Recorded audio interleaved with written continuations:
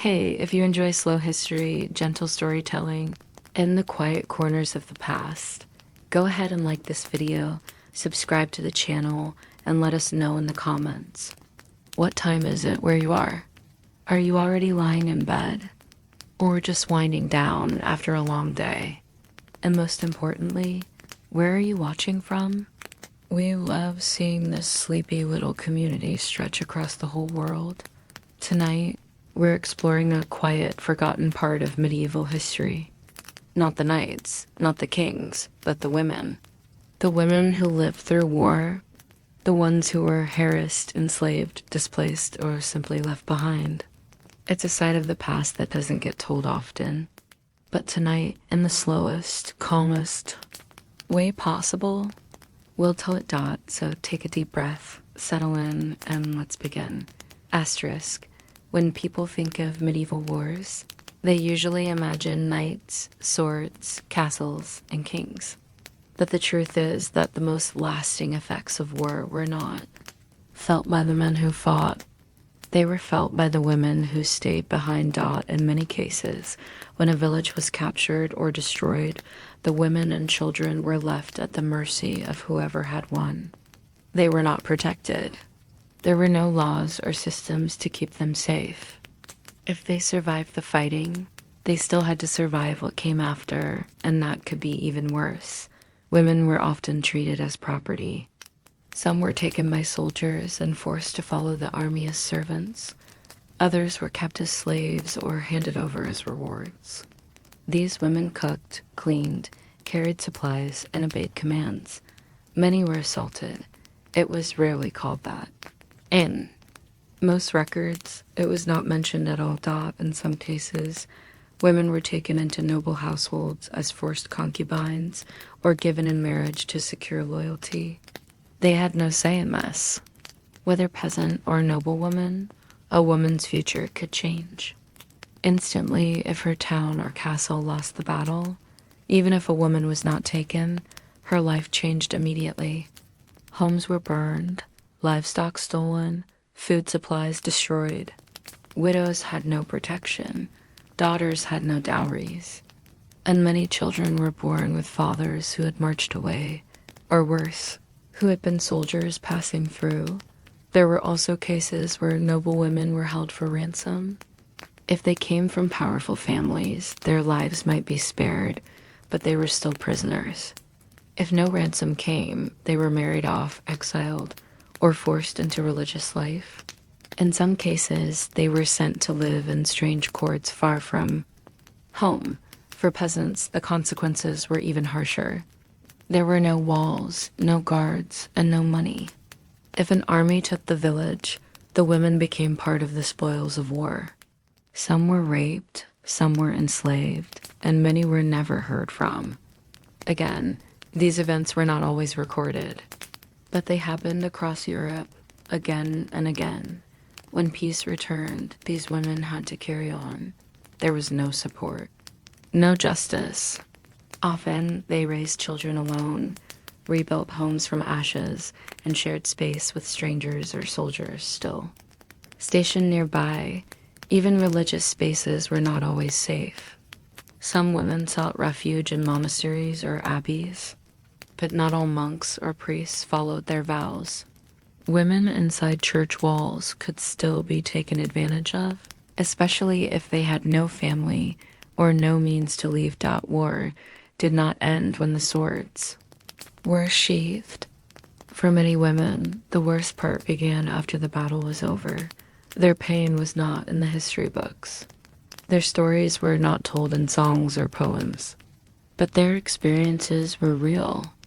And their survival helped rebuild everything that war had broken. In this video, we'll continue exploring how medieval women lived through war, not on the front lines, but in the ruins, the silence, and the aftermath. After a village was conquered, the women who survived were usually divided into groups by age, appearance, and usefulness. This sorting process was often quick and without any kindness. Older women were sometimes ignored or left behind. Younger women and girls, especially those considered attractive or strong, were taken by force. In many cases, they became slaves. Not slaves in chains like in later centuries, but informal captives expected to work without pay or freedom. They carried water, cooked meals, cleaned armor, collected firewood, or were used for the personal satisfaction of soldiers and commanders. Some were passed between men, traded, or discarded. This was rarely written down in records, but we know from surviving documents, laws, and letters that it happened regularly. If women resisted, they were beaten, humiliated, or sometimes killed. There was no one to complain to. The law did not protect them. The village they had come from was often burned or abandoned. They had no food, no family, and no escape. Some women became concubines to important men. They were forced to act like wives, even though they had no rights. They might live inside a military camp or castle and be given better food and clothes, but they could be dismissed or replaced at any time. Their children, if they had any, were often treated as illegitimate and denied status or inheritance. In certain cases, women were forcibly relocated. Some were taken hundreds of miles from their home and placed in work camps or distant villages where they were expected to clean, sew, or raise animals. Others were taken as gifts for foreign kings, generals, or nobles. These women were never allowed to return home. Most were forgotten by name and buried in lands that were not their own. Not all forms of exploitation were violent. In some situations, women were offered safety, food, or shelter in exchange for submission. This might seem like a choice, but in reality, it was still coercion. A hungry woman with no home was not truly free to choose. She did what she had to do to survive. Girls were especially vulnerable. Many were taken before puberty and raised as servants or personal companions. Some were given to knights or lords as soon as they were old enough to bear children. Marriages were arranged without consent, and the girls were expected to obey immediately. Their role was to produce heirs, stay silent, and accept whatever happened to them. Back in the villages, life continued under occupation. Even if a woman was not taken away, she still lived under threat. Soldiers stayed in the area, demanded food, or entered homes without warning. Women often had to cook for them, wash their clothes, or offer shelter. Some were harassed repeatedly. Others became pregnant by force. There was no punishment for the soldiers. The women were left to raise children alone. Pregnancies from assault were not rare, but women had no access to medical care, no legal support, and no way to prove their claims. Some babies were abandoned. Some died shortly after birth. Others were raised in silence, with the mother pretending the child had a local father. Villages sometimes accepted this. Sometimes they did not. There were also women who helped teach. Other widows and older women often tried to protect the young by hiding them, disguising them, or claiming them as daughters. In rare cases, groups of women formed small secret networks to watch for soldiers and warn each other. But they had few tools and almost no power. In many regions of Europe, this cycle happened over and over. War after war, century after century, women bore the weight of invasion, violence, and survival, while men fought and died on the battlefield. The suffering of women was quieter, but longer. They had to live with what happened. They had to rebuild. And when peace returned, if it did, they had to live beside the men who had harmed them, or under the rule of the armies that had destroyed their homes. This was life for many women in medieval Europe. Not a story of power or glory, but a story of endurance. Once the battle was over and the armies had claimed what they wanted, the occupation began. That word, occupation, might sound organized, but in the Middle Ages, it usually meant confusion, fear, and slow survival. For the women who remained behind, There was no clear line between war and peace. Soldiers who stayed behind to control the village were still armed. They were still dangerous. And the law, if it existed at all, did not protect the common people. Most villages did not have a written code or standing authority. A soldier with a sword was the law. If he wanted food, he took it. If he wanted a place to sleep, he took it. And if he wanted something else, no one could stop him. This was the daily reality for women in occupied regions. It was not fast, loud suffering. It was quiet, constant, and exhausting. Each day began early. The women who survived had to rebuild what they could. They cooked whatever food was left. They fetched water from streams, even if it meant walking past guards or soldiers watching. They tended to wounded relatives. They tried to keep children quiet. And all the while, they lived under the awareness that the people walking through their homes were not family or friends. They were strangers with power and no one to answer to. In some homes, women were forced to cook for groups of soldiers. They didn't have a choice. The fire would be relit, pots pulled from the ash, and whatever grain or root vegetables were left would be turned into something that could be eaten. A woman might be told to make stew or bread or simply boil water. If the meal wasn't good enough, she might be slapped, kicked, or insulted. She might be told to try again. But there was no more food. There was no second attempt. Sometimes women were allowed to remain in their homes. Other times they were forced to leave. If the army needed the building, the family would be pushed out into the cold. Some women and children slept in barns or under broken carts. Others were allowed to stay, but had to share the space with men they had never seen before. Men who had weapons and nothing to do at night. That evening was often worse than daytime. During daylight, women stayed busy with work, but at night there was only waiting for footsteps, waiting for knocks at the door, waiting for someone to come in and demand something. A mother might huddle with her children near the fire, pretending to sleep, trying to stay still.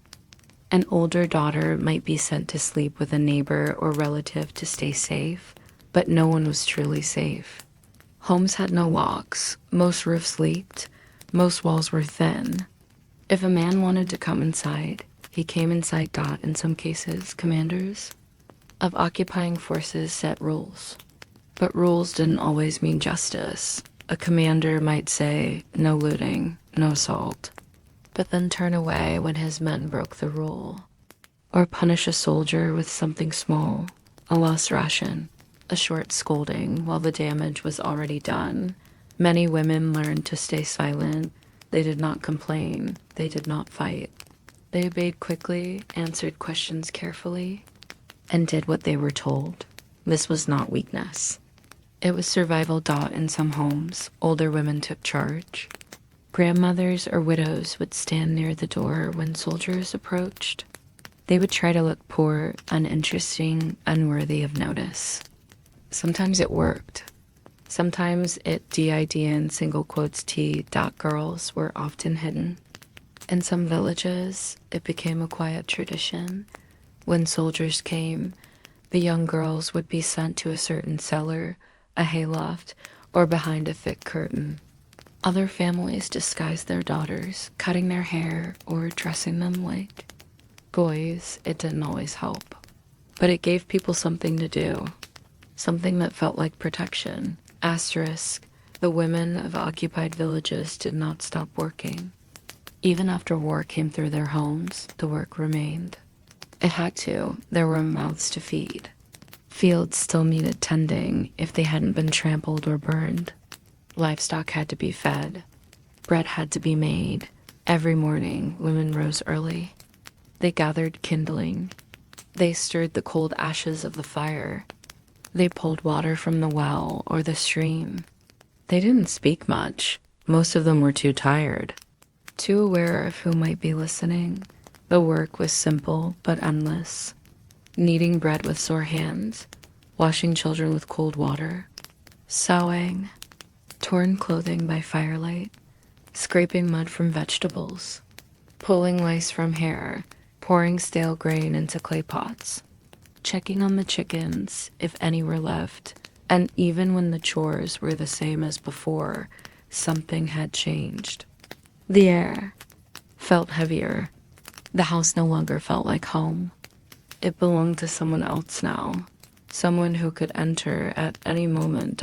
In some households, women were forced to do extra work, not for their families, but for soldiers. Washing a tunic that didn't belong to them, mending trousers that had blood on the seams, preparing meals not for children, but for strangers, scrubbing floors that would only get dirtied again, sweeping a space where a soldier might sleep that night. There was no payment for this labor, no thanks, no kindness. The women did the work because not doing it could bring worse. They didn't argue. They didn't ask for rest. The goal was simple: survive. Survive today. Survive tomorrow. Get through the season. Make it to spring. There were no breaks, no days off, no time to grieve. Some women had lost fathers, husbands, sons. But there was no time to cry. The cows still needed milking. The dough still needed rising. Grief was carried in silence, behind the eyes, inside the chest, and yet life did not fully stop. Babies were born. Some had been conceived in love before the war, others had not. But they arrived all the same, small, crying, helpless. And the women cared for them, fed them, wrapped them, tried to keep them warm. In the middle of a broken world, they still tried to raise life. Children did not fully understand what was happening. They knew something was wrong. They felt the fear in the air, but they still played when they could. They still laughed quietly. They still asked questions their mothers could not answer. And so the days went on. Slow, repetitive, quiet, but heavy with memory and fear. From a distance, the castle looks like strength. Stone walls that rise like cliffs. Narrow windows like slits carved into the side of a mountain. A high gate of black iron, chained shut at night. Flags that ripple in the wind, showing symbols. No peasant can read. Looks uncheckable. But behind those thick walls, daily life is not silent. And it is not safe. Let us go inside, slowly. It is evening now.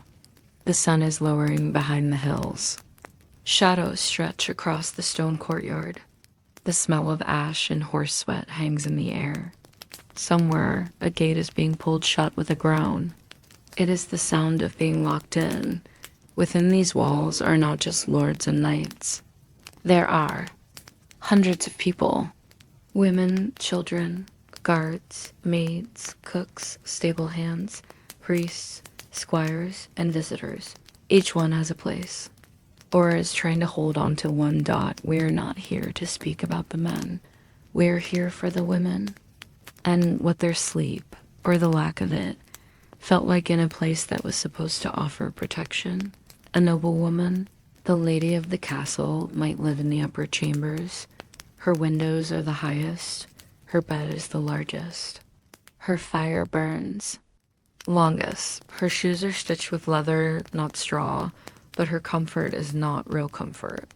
Her freedom is not real freedom, because in this world, her body still belongs to others. She was likely married as a teenager, not for love, but for land. For family ties, she did not choose her husband. She did not choose her home. She was placed here as a piece on a chessboard, meant to hold ground, bear heirs, and do her duty quietly. She might spend her day stitching embroidery she does not enjoy, overseeing servants who do not like her, or listening to letters read aloud from her absent husband, letters she cannot answer honestly. When night falls, she is not alone. Her bed has thick curtains, yes. Her fire is warm, yes. But there is always someone nearby. A servant sleeps at the foot of her bed. Another waits just outside the door. She does not undress herself. She is never completely alone. Even her dreams are not private And still, she fears the night. She fears footsteps in the hallway. She fears messengers with bad news. She fears childbirth. She fears betrayal. She fears sickness. She fears the cold. Even the castle itself is alive at night. It moans. It shifts. The wind comes through cracks in the stone. A mouse scurries under the bed. A board creaks in the hallway. And still, she cannot lock her door. Some women in the castle are not noble. They are born here or brought here. They work in kitchens or laundries or hallways with straw on the floor. They do not sleep in beds. They sleep on mats or on rough cloth. Some sleep in shared rooms, packed shoulder to shoulder. Others sleep sitting upright because their shift starts again in a few hours. Their lives are ruled by bells and orders, by men who don't learn their names, by bruises no one asks about. They carry trays of food they don't eat. They wash clothes they never owned. They clean up after people who do not see them dot at night. They sleep lightly. If they sleep at all dot because they know someone might call for them, or send for them, or take something from them they cannot get back. And so they sleep in their clothes, with one eye open, ready to pretend they were awake the whole time. There are other women in the castle too. The daughters dot girls too young to be married, but old enough to know it's coming. They wear dresses that are tight at the waist and itchy at the neck. They are told to sit still, to speak less, to walk properly, to smile when spoken to. They are taught music and manners, but not how to say no dot. They share rooms with one another, whisper before bed, hold hands when they are scared, try to understand why their mothers always seem tired, why the servants never meet their eyes. Their dreams are strange, sometimes of weddings, sometimes of fire, sometimes of nothing at all dot, and still. The castle looks safe from the outside. The truth is, the castle was never meant for peace. It was built to keep people out, but it also keeps people in. There are guards at the gates, but sometimes those guards are the ones to fear. There are locked doors, but the keys are not held by the women. There are rules, but the rules protect only the powerful. And so each woman in the castle learns a quiet language of survival. Don't speak too much. Don't walk alone. Don't look angry. Don't look too pleased. Don't draw attention. Don't resist. Don't expect comfort. Don't expect protection. And above all, don't complain. The lady of the castle might walk past the laundress and nod, but say nothing. The girl sweeping the hallway might overhear a secret and pretend she did not. The cook might watch a knight throw a goblet and kneel. Better than to speak dot, it is not open violence, not always, but the fear is built into the stone, into the routine, into the way each woman lowers her voice after dark. There are worse things than being cold, worse than hunger, worse than broken shoes or leaking roofs dot. There's power without mercy. There's silence after screaming. There is the knowledge that if something happens to you, no one will be punished, because no one will believe you dot, so they whisper prayers. They sleep in shifts. They learn to move quietly, to answer quickly, to never say what they are really thinking. The night is long in the castle dot. It is filled with candlelight that burns down too fast, with footsteps that pass your door and then stop, with noises you cannot name, with dreams you wish you didn't remember dot, and yet the next day they rise again. The lady puts on her rings. The servant fetches water. The girl pulls her hair tight and ties it with ribbon. The cook lights the fire.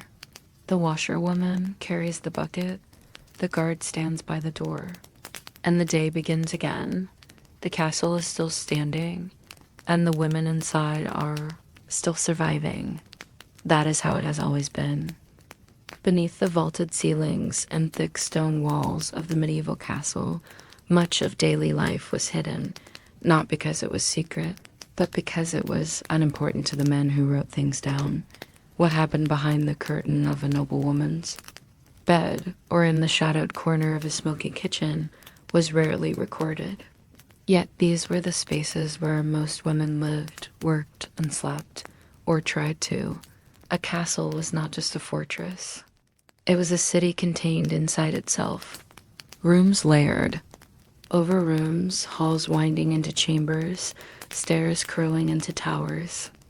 There were drafty corners and creaking rafters, and most of all, there were people, living close, hearing each other, smelling each other, being seen. Being ignored dot behind the heavy door of a noblewoman's chamber, the fire might still be glowing. A servant has added logs, quietly. The lady is already in bed. Her head is resting on a linen pillow, feathers flattened, damp from long use. Her back aches. Her fingers are sore from embroidery. She is not old, not yet, but she feels like she is becoming someone she never planned to be dot of her bed. Hang curtains, thick velvet ones. They're drawn closed at night to keep the cold out, to give her some privacy. But privacy is only partial in a place like this. Outside the curtains, someone is sleeping on the floor. A maid or a nurse or a guard's wife, someone who has to go. If she coughs, the lady hears it. If she turns over, the lady feels the shift in the mattress boards.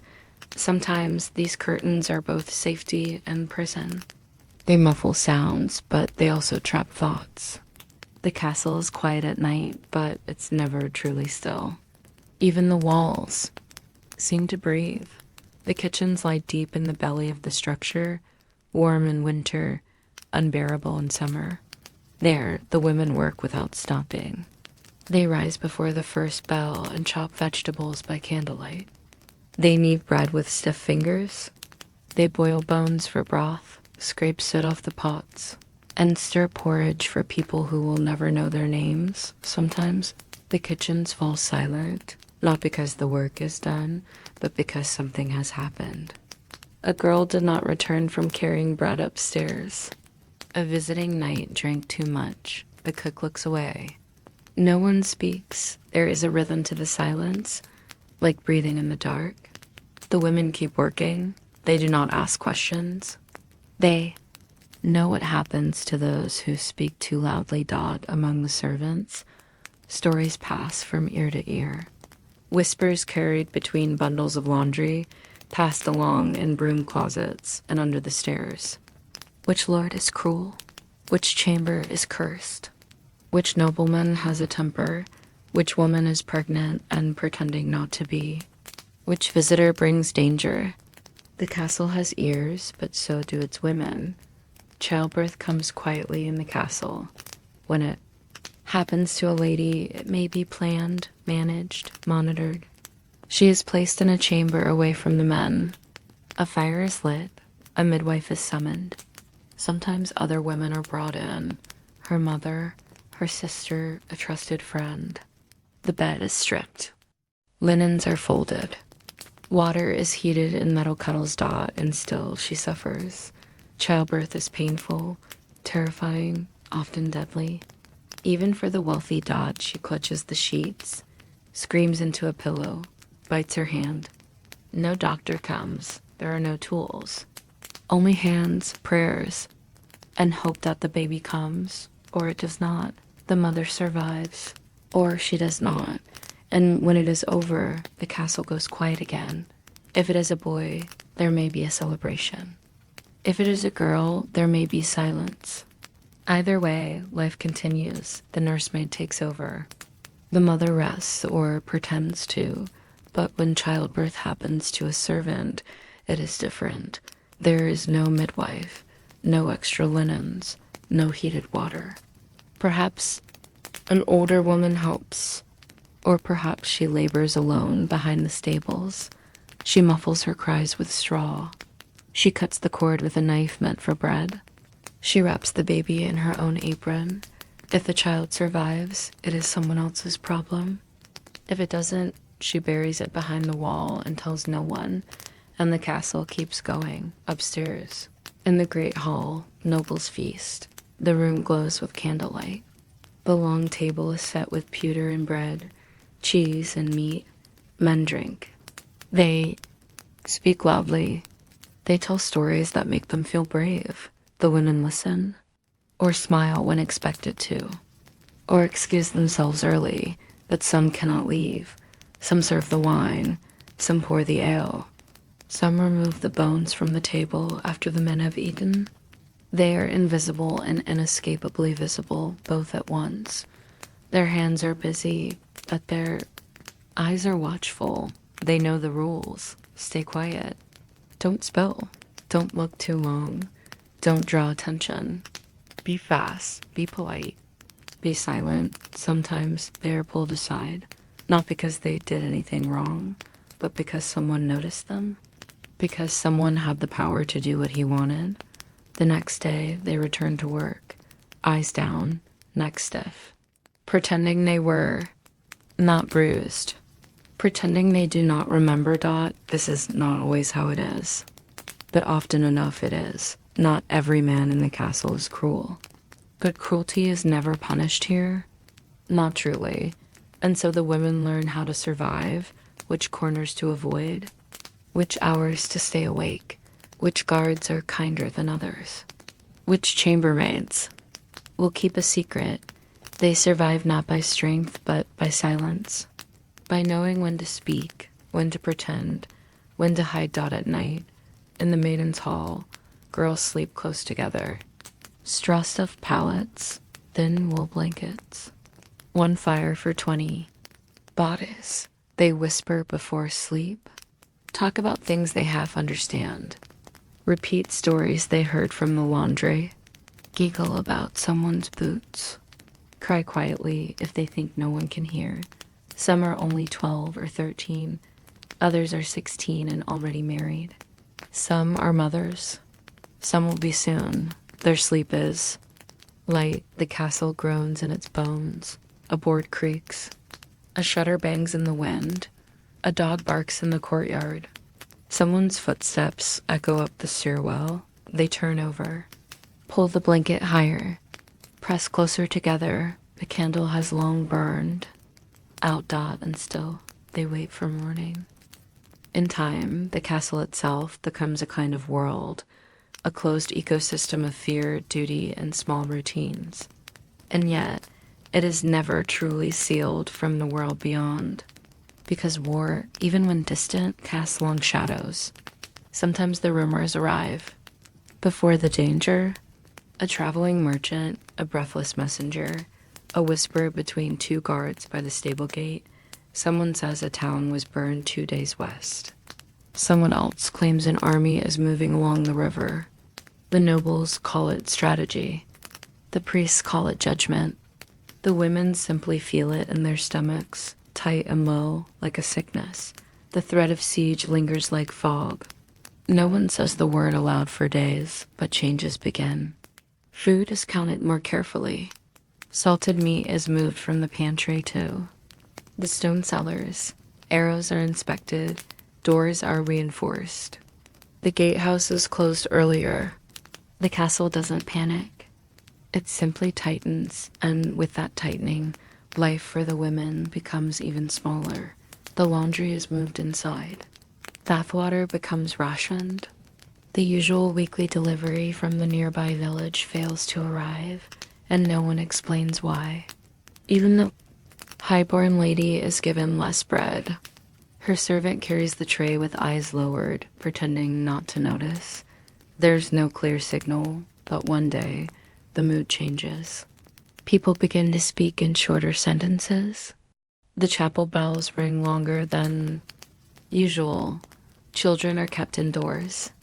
No one lingers after their work is done. The guards are doubled, and the castle begins to feel like a ship, one trapped on still water, waiting for the storm to hit. Some women pray more. Others speak less. Those who've lived through siege before can feel it in their bones. It is not fire and swords that frighten them most. It is the waiting, the slow loss of control, the long days of being watched. The long nights of not knowing. When the siege does come, it is not with trumpets or banners. It comes with the silence of the road beyond the walls, with the distant sound of hooves in the forest, with no new bread in the kitchens, with no way out. The castle gates remain shut. Guards stand in shifts. No one leaves. No one enters. It has begun dawn inside. Life changes by the hour. Water is fetched with strict rules. Bread is stretched thin. Meat is gone by the first week. Fires are watched more closely. Smoke might reveal activity. The chapel is fuller now. Even those who didn't used to pray begin to whisper psalms. Women who never spoke to one another before now share food, warmth, and quiet glances. Fear has become a language. Children cry more often. Older women shush them gently, but there is little they can offer. A girl too young to understand asks why the bells keep ringing. No one answers. When the first arrow hits the outer wall, the entire castle holds its breath. Sieges do not end quickly. Days pass, then weeks. The women adapt, as they always do. Meals are reduced to gruel, salted oats, onion water, a piece of old turnip if you're lucky. No one complains. Complaints don't like food. And besides, complaining is dangerous now. It means being noticed. Some men grow angry, not at the enemy, but at the people around them, at the women, at the children, at the servants who cannot do more with less. Voices are raised, a tray is thrown, a door slammed. Nothing changes. The women retreat. They learn how to shrink into corners, how to avoid questions, how to absorb blame and keep moving. Some noblemen grow paranoid. They accuse servants of theft, of disloyalty, of sabotage. One maid is beaten after a cup goes missing.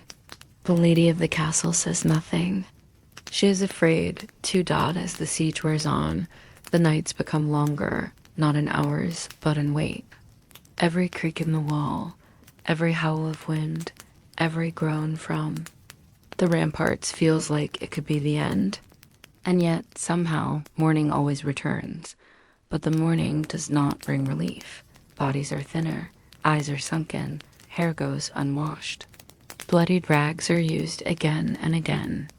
The smell in the lower chambers is worse than before. Unwashed flesh, old sweat, rotting food, chamber pots not emptied. And still, the castle holds dot. It becomes hard to remember what day it is. Time is kept only by the chapel bell and the meal. That comes or doesn't. Some nights, men on the walls shout down at the enemy. Taunts, curses, a show of strength. But down below, the women know better. This is not strength. This is desperation. Inside, they count blankets, save herbs, save candle stubs. They press dried lavender under pillows to mask the smell of the room. They trade whispered prayers for sleep.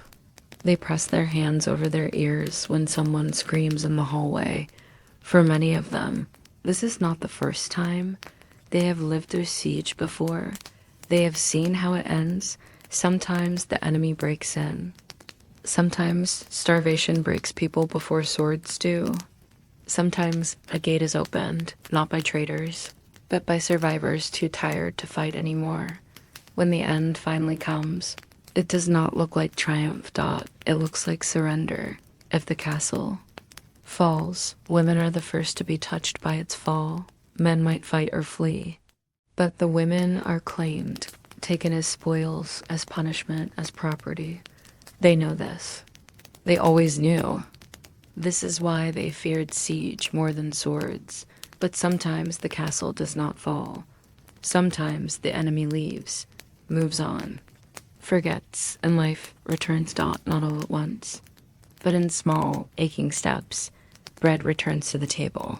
Slowly, a weak soup. Then something solid. The gate is opened. A bird flies in, lands on the window. Someone sings quietly, but nothing is the same. No woman forgets a siege. not the hunger. Not the sound of fists on doors. Not the way even kindness became ration. And yet they continue. They return to the tasks. The laundry is soaked in cold water again.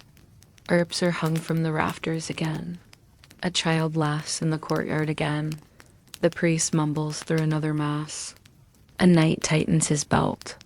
A servant wipes the same windows she wiped before. The castle breathes again, but it does not heal. Neither do the women. Some are bruised and do not say why. Some are pregnant and do not say by whom. Some cry when they are alone.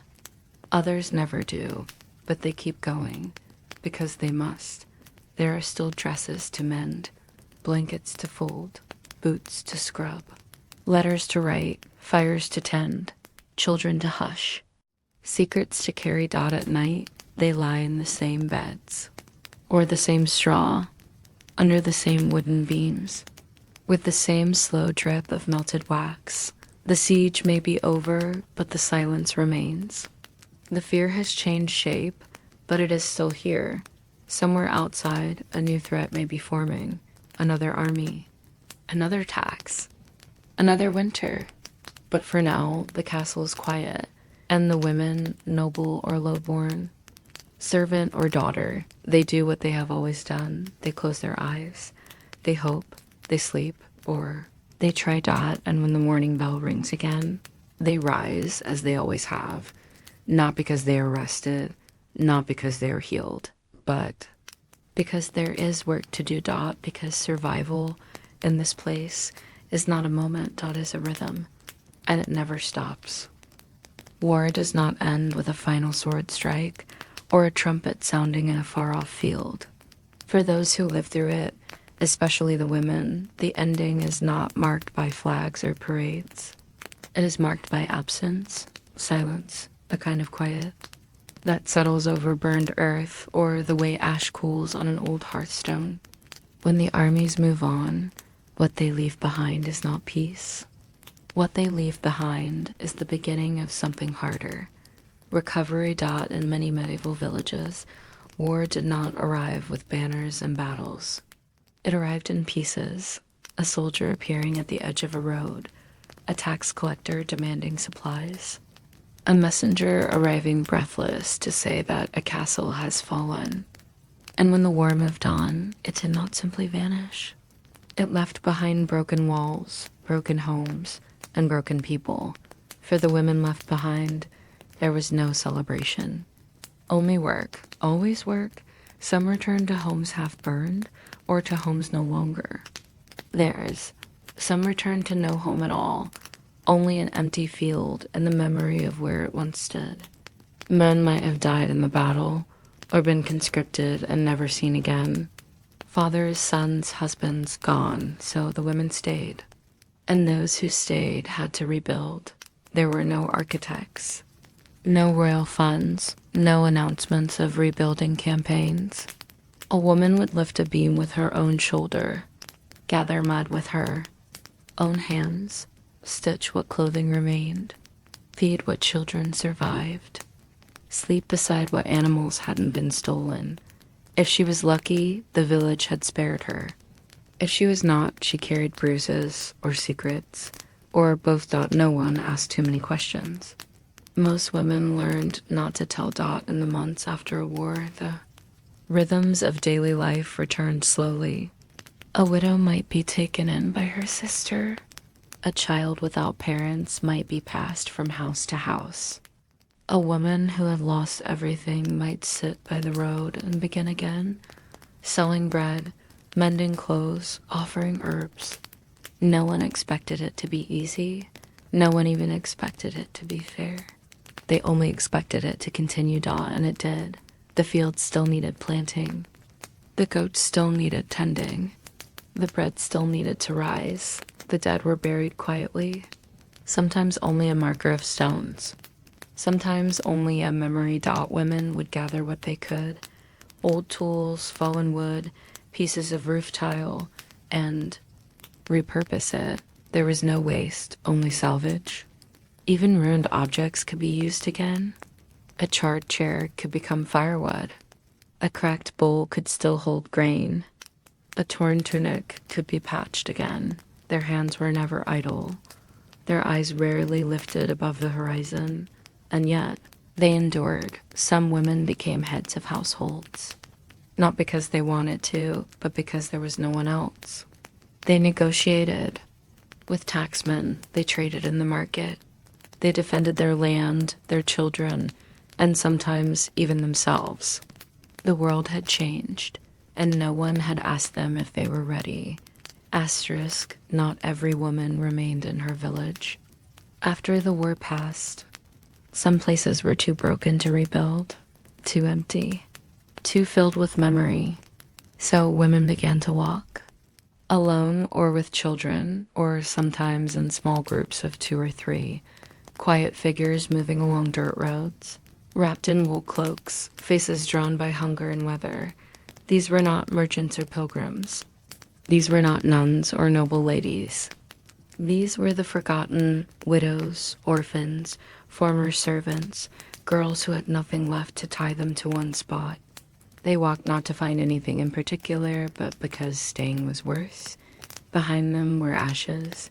Ahead of them, maybe food, maybe work, or maybe just another night of rest beneath a tree. The roads of post-war Europe were not safe. They were lined with the debris of conflict, broken carts, fallen soldiers never buried, fields abandoned and overgrown. Bandits lingered in the woods. Desperate men waited at crossroads. But these women kept walking. They kept moving because that was the only way forward. Sometimes they came to another village and were turned away. There was not enough bread, not enough shelter, not enough trust. Outsiders were a risk. Disease still spread easily, and rumors of curses or forest spirits made the arrival of a stranger unwelcome. But some places showed. Mercy thought an old widow might take in a younger one. A childless couple might let a girl sleep in the barn in exchange for mending clothes or scrubbing floors. A priest might offer a bowl of porridge or a blanket. And sometimes, rarely, a small chapel or nunnery would take a woman in, give her a corner to sleep and a simple cross to wear. These were not miracles. These were the smallest forms of kindness, the kinds that didn't cost too much, but meant everything. The women on the road were not always silent. Some sang to their children. Some recited psalms as they walked. Others spoke to no one but themselves. Not because they had lost their minds, but because speaking helped them remain real. In a world that had forgotten their names, their words became proof they still existed. Others changed their names entirely. A girl who had been Anna might become Clara. A mother who lost her family might claim a new one. A servant who had fled a broken castle might tell no one where she had come from. Stories became survival. Truth was a luxury dot as they walked. They remembered the quiet before the siege, the color of their husband's eyes, the smell of the laundry room, the last thing they ate before the soldiers came. Memory was its own burden, but forgetting somehow felt worse. Some women carried tokens, a braid of hair, a ribbon, a wooden button, a tooth. Not treasures, not valuables, just anchors. Something that said, I had a life, I had people. I was more than just this dot. As the months passed, seasons shifted, leaves changed color. Rain came harder, roads turned to mud, shoes wore down to scraps. Children grew thin. Still, they walked dot sometimes. A woman would find a village that welcomed her. She might marry again, or serve in a kitchen, or become a wet nurse, or help with births. These new lives were not always kind, but they were something to hold on to. Others never found a place. They remained on the edges of settlements, living in ruins, sleeping under broken arches, working odd tasks for a handful of turnips. Some joined groups of travelers, caravans, or heretical sects wandering from town to town. Others disappeared into forests, caves, or abbeys far from the roads. But even in the most forgotten places, women continued to survive, not flourish, not rejoice, but endure. They stitched their lives from what little remained. A crust of bread, a clean rag, a roof that didn't leak too much, a neighbor who didn't ask questions, a moment of peace beneath the stars, and sleep, when it came, was a kind of escape. No pillow, no fire, just a patch of straw or a worn cloak, and the hope that morning would not bring more sorrow. When they dreamed, it was not of riches or revenge. It was often of the past, of washing clothes beside a stream, of warm bread, of holding a child who was no longer alive, of a voice they hadn't heard in months. Some believed these dreams were visits from the dead. Others called them gifts from God. Most said nothing at all. They simply woke and moved forward, because what else could they do? The church offered little. Most priests spoke of sin, of divine punishment, of women needing to be obedient, silent, clean. They rarely asked what war had done to these women. They rarely spoke of the men who had harmed them. In some towns, the women were blamed for what had happened to them. They were told they had tempted the soldiers, that they had brought shame, that they were unclean. But the truth was simpler. They had survived. They had endured something too large for words, and they were still standing, still breathing, still finding water, still folding cloth, still trying to feel human again. Sometimes they would pass each other on the road. One woman walking north, another south. They would not always speak, but they would look, just a glance. And in that glance, a kind of recognition, a quiet, I see you. I know. And then they would pass on, because in that time, in that place, survival had no ceremony. Only footsteps, only breath, only quiet movement through a world that was still trying to rebuild itself, one life at a time.